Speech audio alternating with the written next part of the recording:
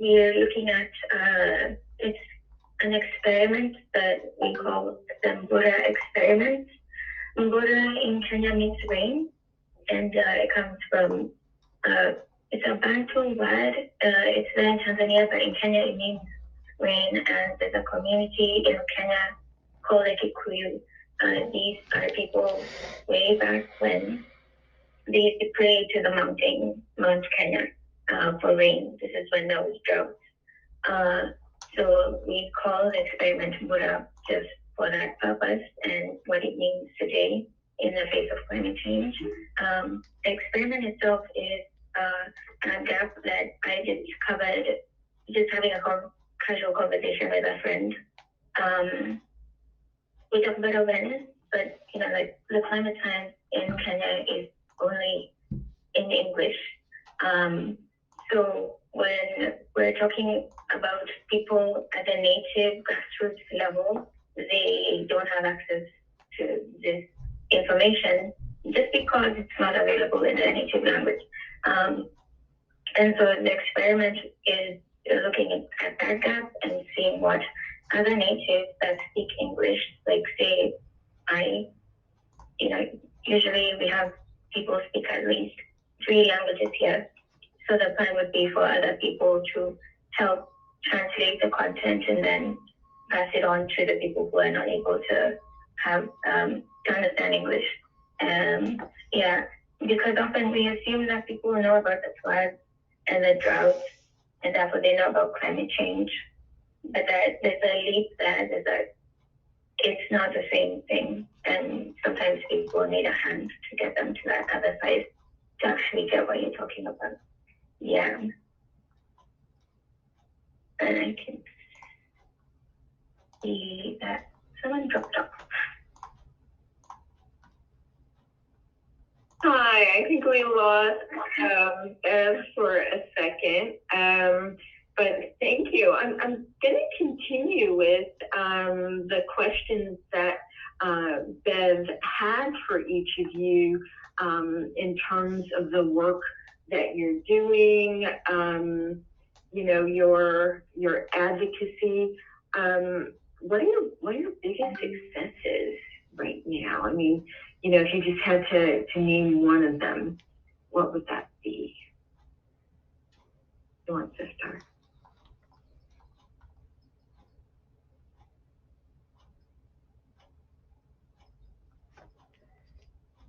Mireille, are you ready?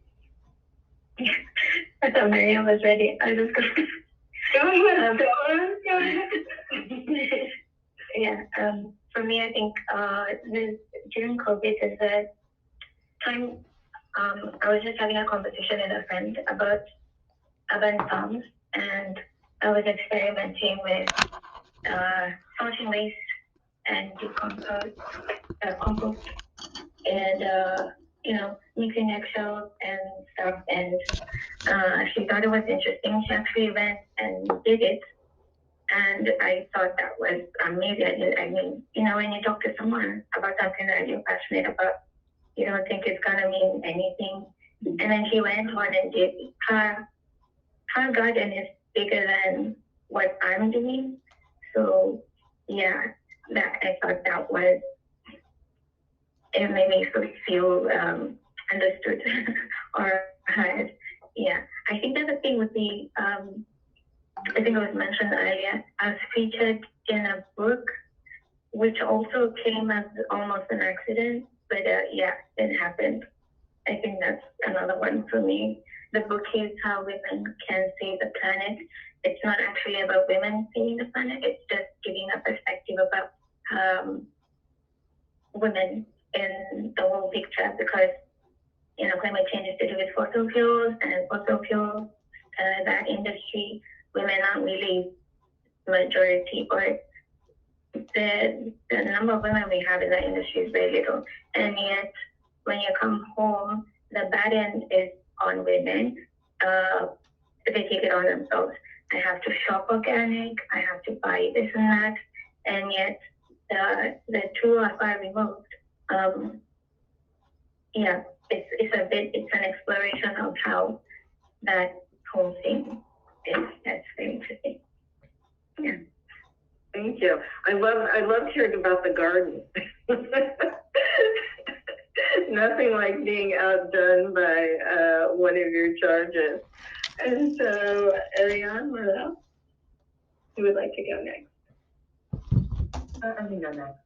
Thank you. In terms of like my work, it's actually very new, so we're really starting off in terms of getting things up on the ground. So, and we have a lot of work going on, and there's going to be a lot of successes coming up in these next few months in terms of what we've already been doing in terms of having that CAP dashboard and continuing on with our regional tree collaborative for tree canopy. And in terms of more individual success, and now coming back here, back home in the community that I would say inspired me for environmental science, and I love environmental science. I'm glad to be in a role where, you know, beforehand I was the volunteer or I was the worker, but now I'm at a stage where I'm like being the one to contribute in terms of future planning. So one organization that gives a lot of success or a lot of just contribute to a lot of my passions is this one focused on social, environmental, and political justice called Cause. And I'm happy that I'm now at this point where I'm a board member where I can actually be a part of creating strategic planning for, you know, what are they going to be doing in the next X years, instead of just, you know, at the previous level of volunteering for political campaigns or for going out and canvassing for door knocking. So it's, for me, I'm happy to be at that step where I'm contributing now instead of contributing to future plans. So that I would say more of an individual success there. I love it. You're leveraging that impact. Bev is back with us. We're going to hear from Ariane. And then, Bev, if you want to let us hear from Ariane about, you know, a success that stands out for her, then we can go into our sort of 1 minute break and more questions. Thank you so much, Linda, for that question. So I was actually like getting to think about, okay, what do I mention? Is it like really this big or so on? But I guess I would like to mention something that is, I think, like a bit personal. And that is on the side, accomplishing this hands-on, fast-paced digital, you know, fabrication course. So it's a very hectic one, and I really consider this as my greatest success because it has given me like really the opportunity to get to explore on how you can make almost everything.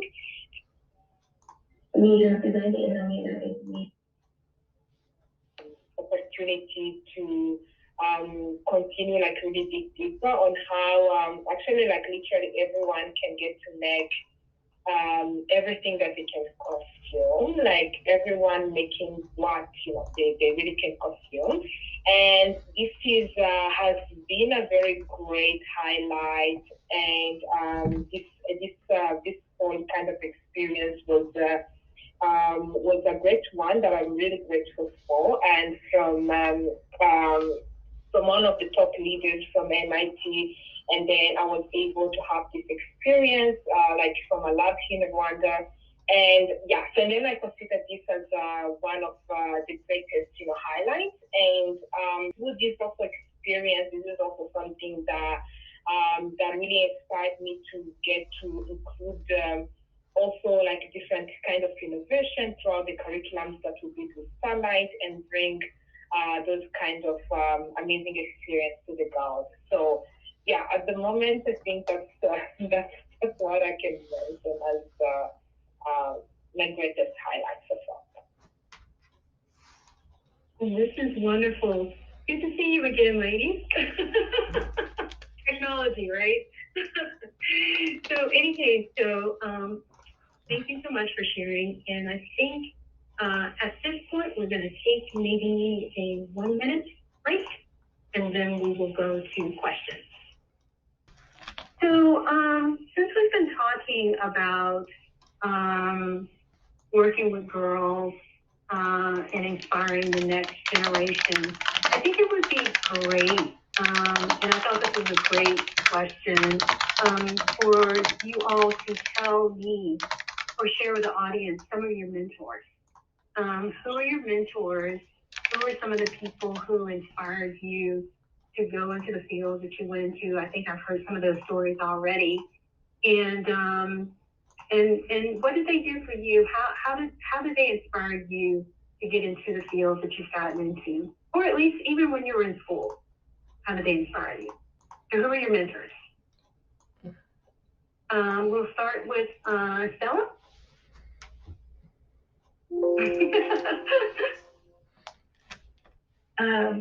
It's been a gradual realization getting here, but I think if I was to start, I'd say my mom. She's a conservationist of some sort. Not even so much talk about climate change, but living the happening rights off. Cutting tax off, that kind of thing, and constantly not wanting to buy any new things even though they're broken because she doesn't know where to take the old one. That kind of stuff, I think it's just inbuilt in her. I may have drawn from that. But there's not so much, I think, because that's my mom would be like more home skill. My dad is more, he loves landscape. He wants to drive out and just go look at trees and stop when he sees a river go by. Just things that I took for granted when I was younger, but I think it sort of sets in and you go into it. So I grew up knowing that in school I did construction management. That's my background, but all my research was geared towards plastic waste and reuse. Another one was grey water and reusing that as well. So even though I was in construction, I was still drawing from those experiences. I think those would be the primary influences for me. Wow, Stella, so you had it from your parents, your mother and your father. And wow, you have an extensive background because construction management. So you definitely have a connection to all things natural and all things earth. So I'm not surprised that you actually went into this particular area of advocacy. That's amazing. So let's see, how about you, Rob? Mentors? Who were they? Yeah. Well, Stella, you bring up a good point in terms of your mom. I would say definitely my mom is one of them. More so, I would put it as supporters. I think just having someone really close to you who's, even if it's not in their realm of environmental science, of what their education is or their profession, someone there always like supporting you and saying, hey, do what you're interested and passionate of and don't limit yourself. So, and that goes back to the camp. When I was involved with environmental science camp, I was so happy to see moms right next to the Zoom, right next to the girls on the Zoom screen, just supporting them or giving them, telling them to speak out or say this so that they know this. Apart from that, I would definitely say my educators, my teachers throughout from high school to college have been essential in just teaching me more about environmental science and professions. So one of them was my environmental science high school teacher, who was also the teacher involved for an environmental science club that I was involved in after school and during lunchtime. And she just showed me before she was a teacher, she was a geologist, and for me it was very I was very interested in hearing that you can do a career and then become an educator. You can switch job careers and all within the realm of environmental science. So for me, I found that very enlightening because I'm someone who I have a lot of passion, so I want to go and get to explore that a little bit throughout my careers. but all within the realm of environmental science. Awesome, thank you. Ariane? Yeah, so thank you for the question, Bev, and for the person who asked that. So on my side, I think when you have like this great period when you feel like, nobody sees you, you feel like, you're unseen and so on, and then have this kind of great opportunity to have someone in your life that like really sees you, like who can like really see you, see your potential. I think it really, really makes a difference. So, and then on my side, I think I can like get to mention there are like a lot of people actually that like where I felt like I'm really seen whenever I'm with them.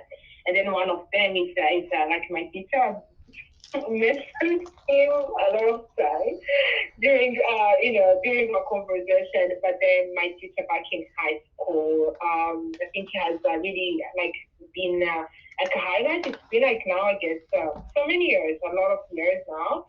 But then with him, I think he's the first person ever that like really felt like I've seen, because he was like I see, like I really see something in you. I see like your potential, and then you're like, yeah, I can really do this, and then I ended up actually like really doing that. I think that was like my very, very first mentor, but then also throughout my life when you have like really spent like a lot of your time either in your community or in your environment, feeling like, okay, nobody sees me, but then if like really someone says like, okay, Ariane can do this, like I see something good in you, or you are like, I think you're really good at this. So for me, this is something that has always given me that much confidence, especially when someone from the outside gets approved that, okay, you're good at that, I think you should pursue that. I think this is something that has really brought like really so much difference in my life, and which is a really something that I would like to encourage everyone, like everyone out there, someone who's hearing this. So whenever I see you see, a great thing about a person, whenever you see someone like, who is maybe good at something, it could be like really, really anything, it could be like really anything. But then whenever you see someone who is good at something good about a person, please mention that, because it can definitely change their life. So I love all of these mentor stories. So, and I connect to all of them because, first of all, having women as such great mentors, they're like our first mentors, right? They're our first encouragers. And for myself, it was my mother and my sister. And so they always encouraged me, even as a young child, to feed that curiosity and that science. And I think I had mentioned related to something Mireille was talking about in terms of working with trees and planting trees and all of that. And my interest actually in this area kind of started from my brother, who was, he worked for the Farm Bureau. And so he was very much into the earth and into agriculture and into all of these things. And so when I started, my career working as a scientist in NASA, I started with looking at how do you use remote sensing data to basically learn about how land use, to determine environmental management of the land use, agriculture, all of those things. And so it's amazing how it is our parents, our teachers, our friends, our sisters who become some of our greatest role models. And so it's really, it's wonderful to actually hear these stories. Thank you so much. So let's see, I'm not sure, maybe we can do this question. And I think it might be good to either, I know we talked about some of the ways in which you all on mentoring the next generation. I know that you all are doing different things. Ariane in Rwanda was working with Actual Rwanda and schools, and Marianne with some of the things that you mentioned. But, you know, I think one really quick, I think this will be a question is, maybe what are some of the ways that other people can support your work? I think that was, if there's anything that comes to mind and any of the things that you're doing really quick, what can help you further the causes that you're interested in? If anyone wants to take that one.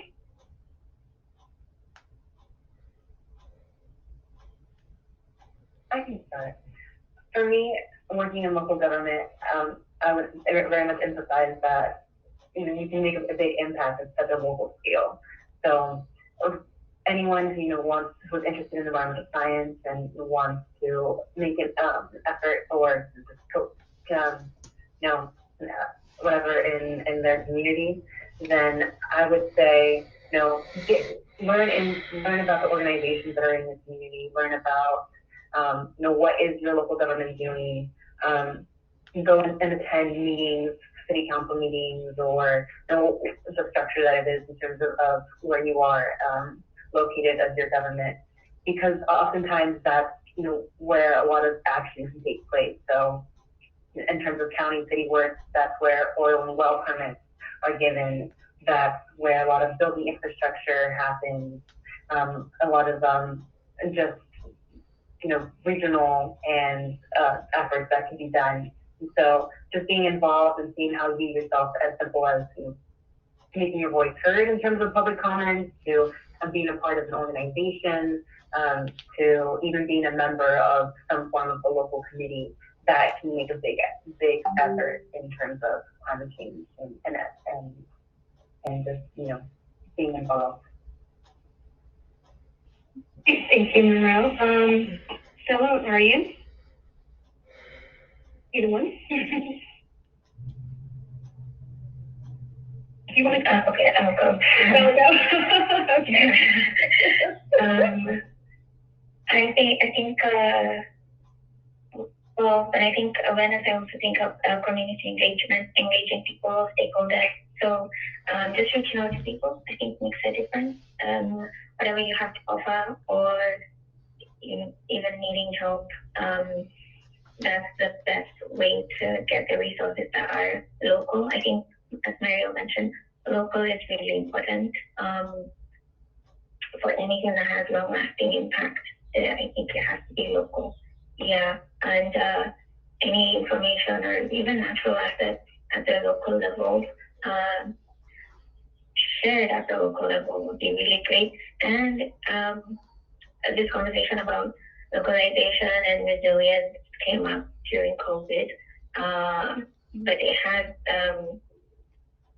important even beyond COVID, because when we look at our market and even food production, the further away you have to move your food, the more likely it is to be disrupted. Anything could disrupt that, but if you focus on local and local products, local farmers, local food, there's a lot of resilience that could be achieved that way. Yeah. So I think I was just emphasizing on what Mireille said.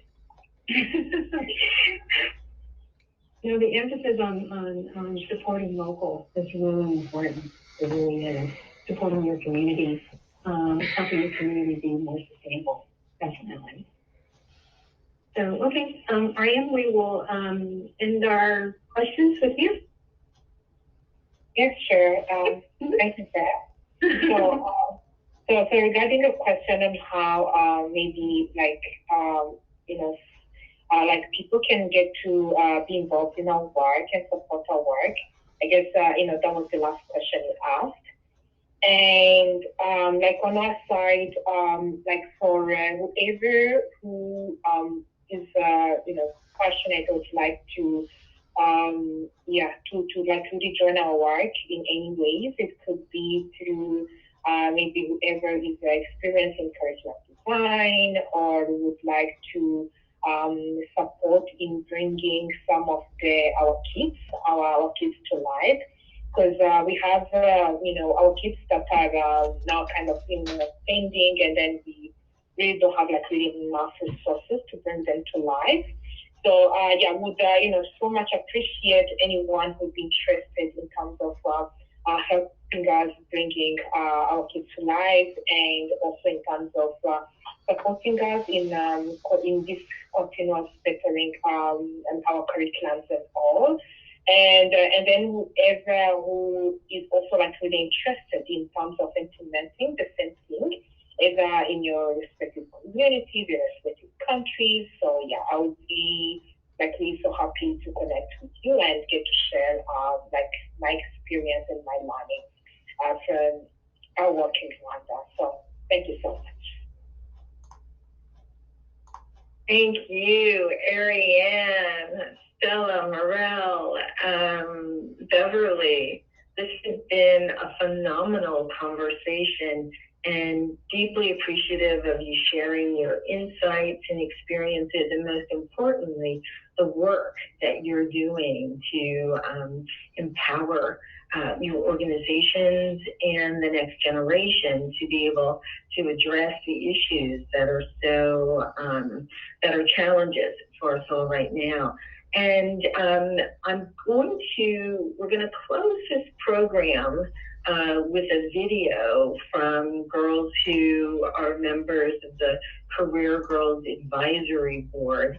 And before we do, because they're going to tell us something, advice that they're giving to their peers for addressing climate change, I just want to go around to each of you. One thing, one action, anybody, peer-to-peer, to your elders, to young people in your life, one action that we can all take.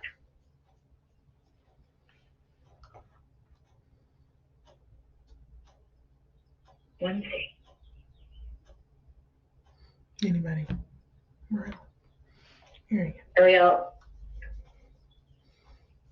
Ariane, Mireille, your square is lighting up. So one thing we can all do. Yes, I would say definitely see what organizations you're passionate about. If you're interested in trees and forestry, if you're interested in more agriculture, look into that and see what organizations you can get involved in. And it can be as simple as just attending meetings and educating yourself to starting to plan events. So really just get involved in terms of organizations or any community that you're passionate about. Thank you. One thing. I'll say one. I would say, especially now since you're all engaged in career growth curriculum, that get involved with your school. Go to your school, see if you can develop an environmental science club or a climate change camp. Create some climate change girl power initiatives. I think if we take the time to engage in the community right where we are, I think that's where we can best serve. When Linda started off, when we looked at the statistics about really are these topics being taught, they're not being taught enough. Teachers are not prepared enough to teach. And so we will have to become teachers as well and support. So I say, go support your local school with a camp, and help spread the knowledge there. Thank you. We have time for one more response before I play our video. Awesome. So I would like to build on what Bev just mentioned, and then on my side will also be give back. Give back is very good for you. It's healthy. You get to have really a lot of learning, and there are really a lot of ways you can get to give back, as long as you get to plan for it and look for people to collaborate with, and that way you can really get to create amazing changes. So on my side will be give back to you. Great. Stella, if you have a really short answer, we'll let you go, and then we'll have Jalila play our video. Good morning. Awesome. Jalila, let's hear from the Girls Advisory Board. Thank you, panel. You are just amazing. Climate change is one of the most pressing issues of today's world. The future is largely influenced by what we do today, and so every little action that we take counts. Things as simple as taking shorter showers to help reduce carbon pollution from water heating, eating less meat to reduce methane emissions from cows, or using reusable bags instead of plastic ones. Start by biking to the grocery store, turning off the tap while you wash dishes, or composting that apple core from your lunch. It may feel like your actions don't have that great of an impact, but they really do. For example, I personally type my notes instead of writing them on paper in an attempt to reduce paper production. Educating yourselves and taking action based off what we learned is one of the most important things you can do to help with the environment. When I first learned about fast fashion and how big of an impact it creates, I decided to try to mostly shop at used clothing stores to reduce the amount of clothes thrown away every day. Things like participating in local community trash cleanups, or even small things like turning off the lights or saving as much water. Us young women have much stronger voices than we may perceive. And so I think that the most accessible and easiest solution to contributing to solving climate change is by having genuine conversations, whether that's with our family, friends, through organizations such as Career Girls, or even at school by talking to your peers and teachers. So by using our voices, we can mitigate the climate crisis and protect our environment. It's important to remember small things lead to major change in the long run. All working together, we can make a huge difference to help reduce climate change and make the world a better place for the future. It truly doesn't matter how old you are. When it comes to climate change, everyone can make a difference.